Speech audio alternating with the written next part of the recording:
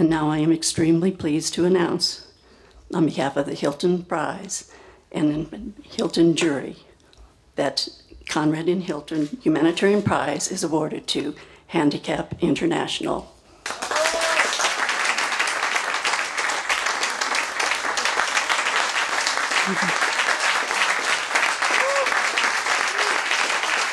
With all the recent global disasters, like the earthquake in Haiti and the floods in Pakistan, we can feel confident that someone is looking out for those who cannot look out for themselves. That someone is Handicap International. I'm truly honoured on behalf of the Hilton Prize jury to welcome Jean-Baptiste Charlier and Handicap International into this Hilton Prize family, and I look forward to our working together to make this world a better place for the handicapped today and tomorrow. Thank you. C'est vraiment une joie pour moi d'être ici ce jour pour féliciter mes amis de Handicap International pour le prestigieux prix humanitaire Conrad Hilton 2011. Bravo à Jean-Baptiste Richardier et à Paul Vermeulen qui sont des amis, et par eux je voudrais transmettre mes félicitations à tous leurs collègues dans le monde.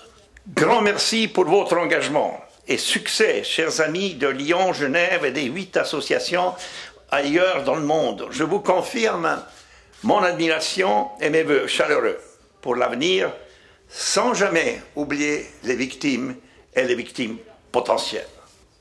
Je voudrais vous dire qu'elles sont représentées parmi nous aujourd'hui par une jeune femme. Cette jeune femme s'appelle Mom. Toujours sur cette frontière, une vilaine blessure lui a coûté une jambe. Elle avait à peine 10 ans. Elle est la première enfant que Handicap International ait appareillée. C'est ma femme, Marie, qui s'est occupée d'elle. D'une certaine manière, Mom nous a adoptés. C'était une enfant. Et puis par les hasards de l'existence, il se trouve qu'elle habite à quelques kilomètres de chez nous, à Lyon. Aujourd'hui, Mom est une jeune femme sûre d'elle, mariée, avec 2 superbes enfants. Et elle incarne parmi nous toutes les personnes aidées par Handicap International depuis 30 années d'indignation et d'engagement humanitaire. Mom.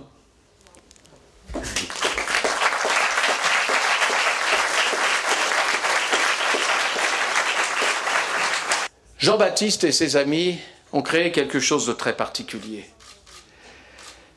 Au lieu d'intervenir en urgence, comme nous le faisions tous, avec plus ou moins de succès, auprès des victimes, toujours des victimes, ils ont voulu non seulement maintenir le contact, rester avec les victimes, mais ils ont voulu inventer quelque chose qui faisait que les victimes n'étaient plus seules.